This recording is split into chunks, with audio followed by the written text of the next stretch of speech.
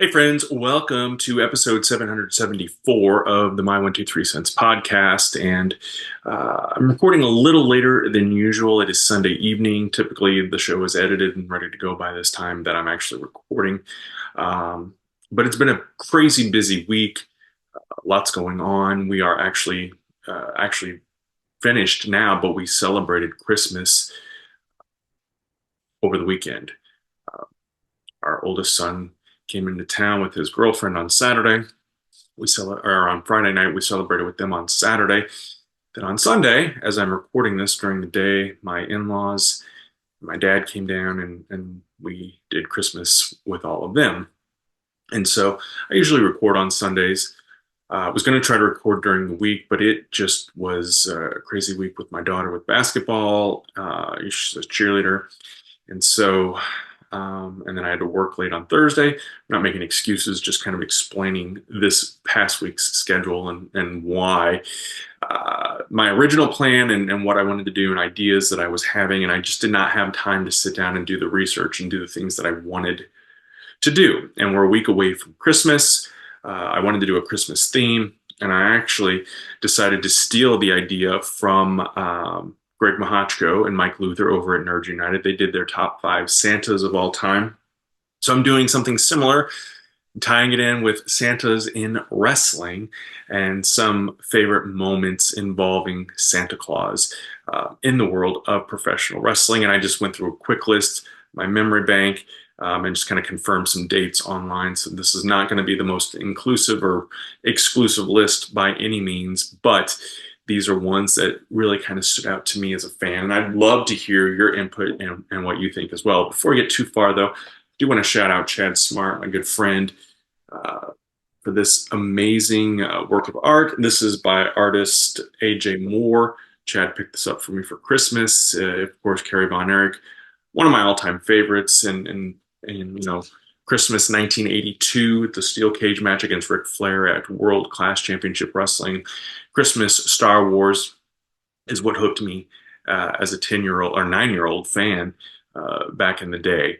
And I am hoping that next week on Christmas Day to have a review, a movie mania up on the Iron Claw.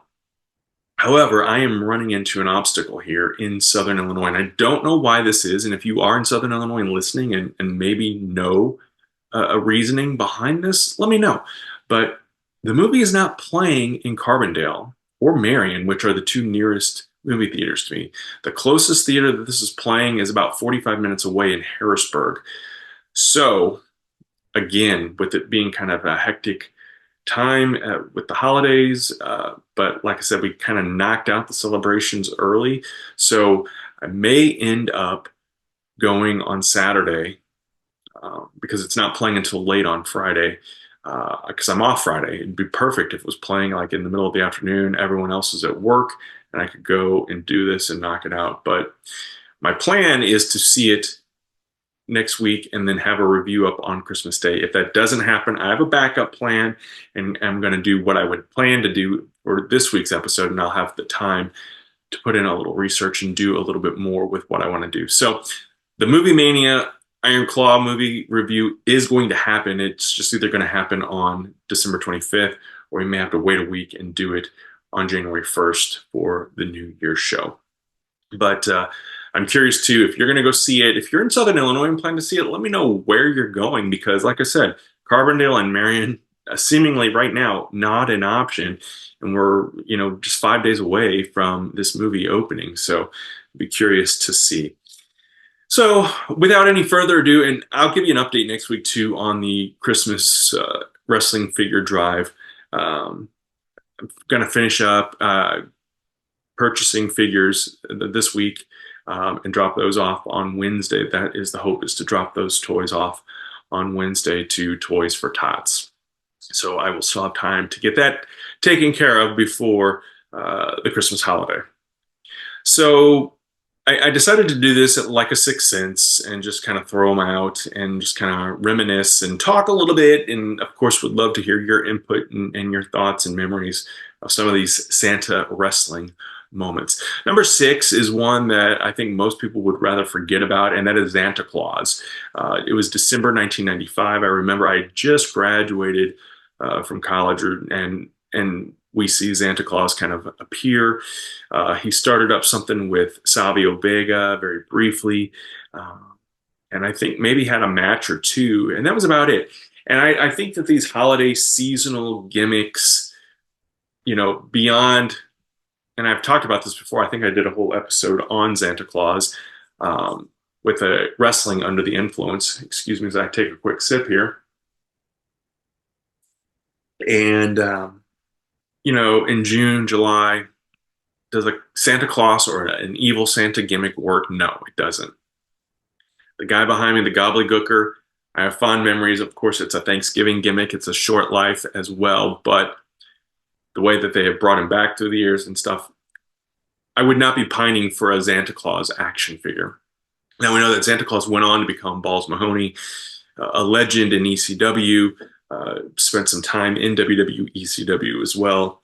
Actually got to meet Balls Mahoney back in 2006 at a show, an ECW show in Poplar Bluff, Missouri. He actually signed the back of my T-shirt. Chad had made me a T-shirt for that event. So, but yeah, the gimmick itself was not great. He was from the South Pole, had a black beard. Instead of red and white, he wore red and black.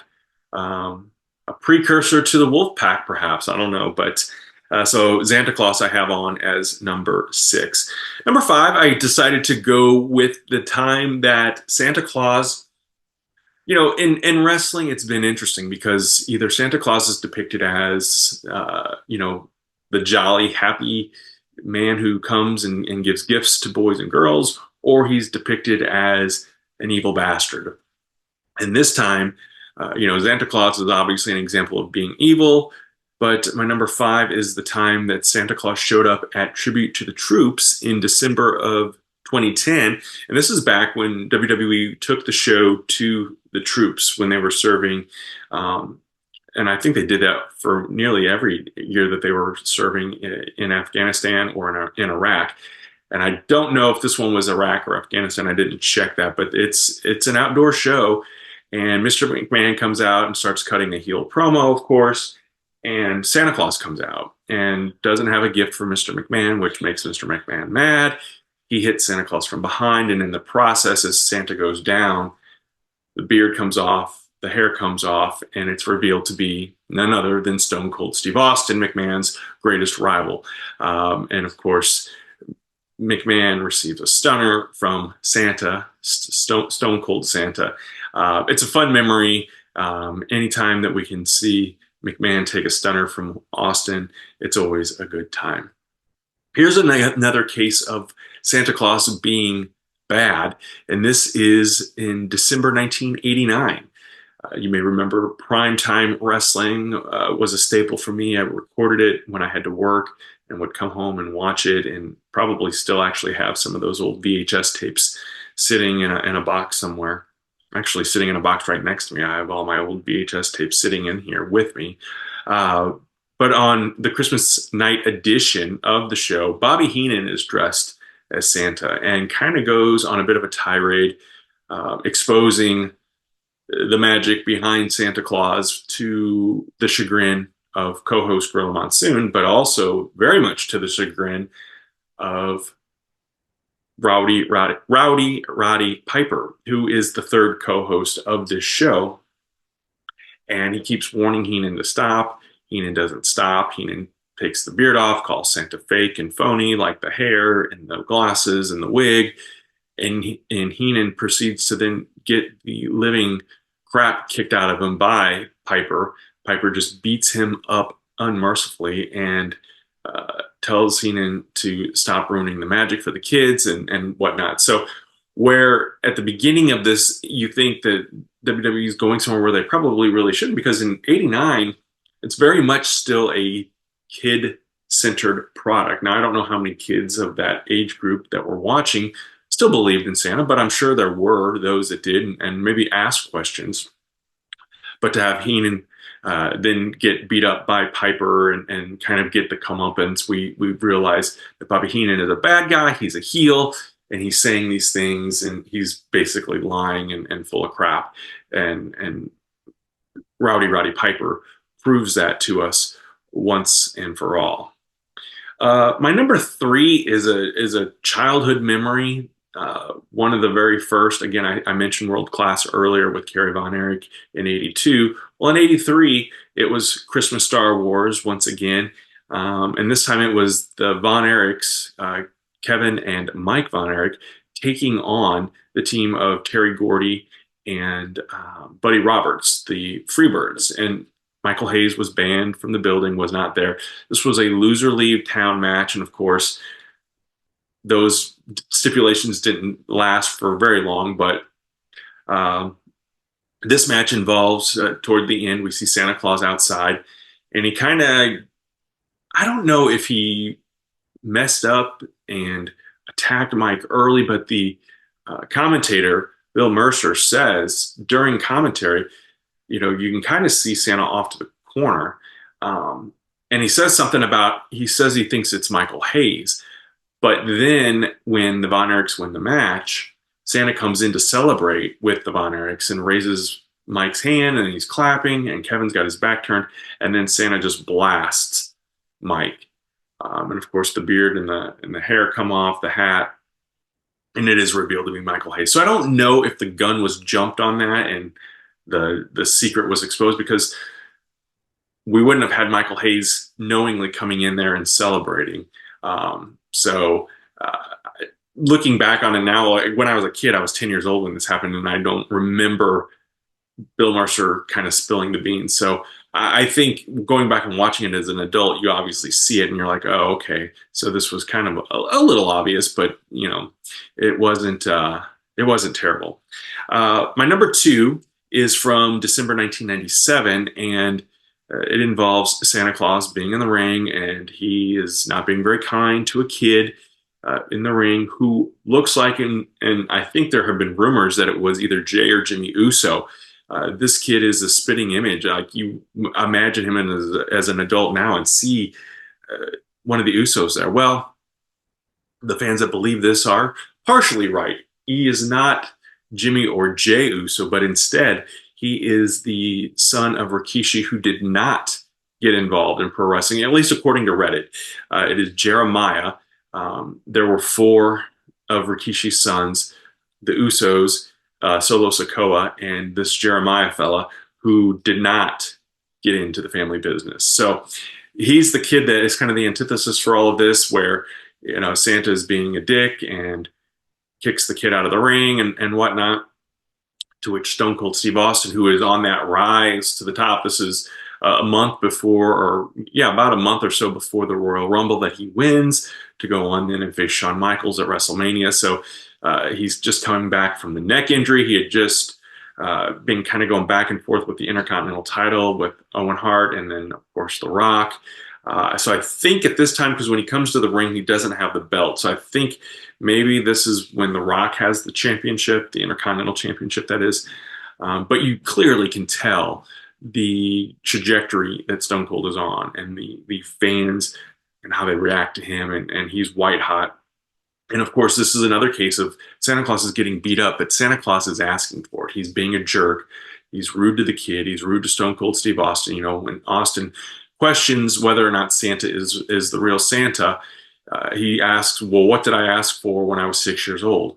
And this Santa says Barbie dolls and tiddlywinks, which of course was meant to be a jab to Austin to question his masculinity and this, that, and the other. And so, long story short, Santa ends up getting stunned by Stone Cold Steve Austin, and then a couple of poundings as well, and then tossed over the top rope. So Santa gets his comeuppance once again in this scenario as well. My number one is not a specific moment, but it's a specific person, and that is Mick Foley, who, of course, Saint Mick is the book. And here's another gift from Chad. Chad's a really good gift giver, and I need to up my gift giving game for sure. But this is an autographed copy of that book. So I appreciate having this. Um, I love Christmas time. You also see the book behind me too. It's Mick Foley's Christmas Chaos, the artwork by Jerry the King Lawler. And this is another, fun Christmas book. Bought this when my son was actually, I think it was his first Christmas. Excuse me, that we had this book, and we would read it to him as a Christmas story back when he was a little kid. But Mick Foley's love for Christmas is apparent. You can listen to it on his podcast. You can see it in his social media posts. He travels and goes to the different places. Holiday World, which is just a few hours from here in Southern Illinois. I know Mick has been there and been a guest there and had some fun and doing some things.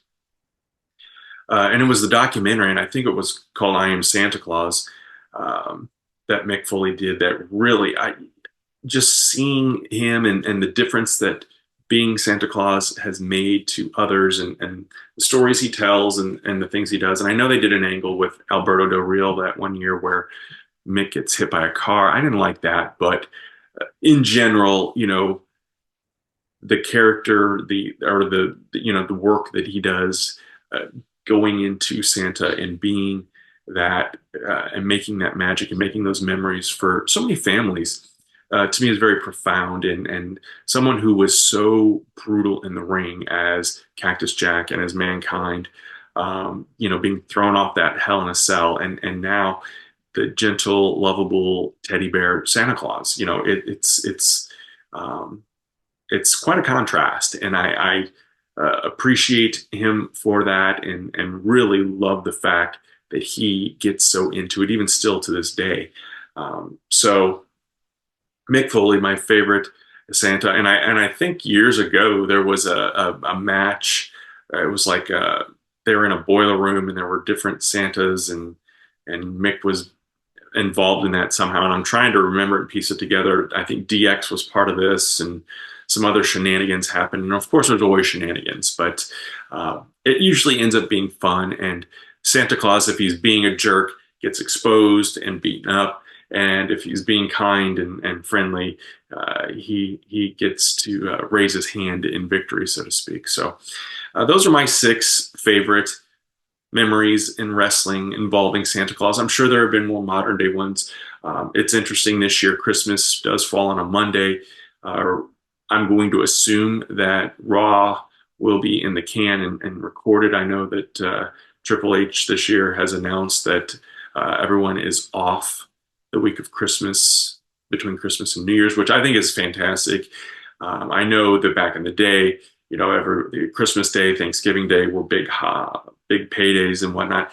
The business has reached a point where it doesn't have to be that way, where they're working in a way, they being the superstars and the production team and everybody else that's involved, doesn't have to be away, doesn't need to be away, shouldn't be away from their families during the holiday season. So I tip my hat to Triple H and the decision makers who made this happen, and hope that everybody is able to spend some time with family and or friends, or however they want to or choose to celebrate during this time of year. Because I know Christmas is not for everyone. It's not something that everybody celebrates, but certainly do appreciate and respect those other holidays, those other traditions, and things that are being celebrated and being done uh, during the month of December. So with that being said, I'm going to wrap up this week's episode. I'm hoping to have the Iron Claw review next week, but again, it may be delayed a week. I do have a plan though for next week, so there will be a podcast. It will be Christmas Day. The show will go on, as I like to say, and I do appreciate everyone for tuning in, listening, and sharing. Leave a comment, leave a review. Let me know what you think of the show, and have a great week. And we will talk again very soon. Bye, friends.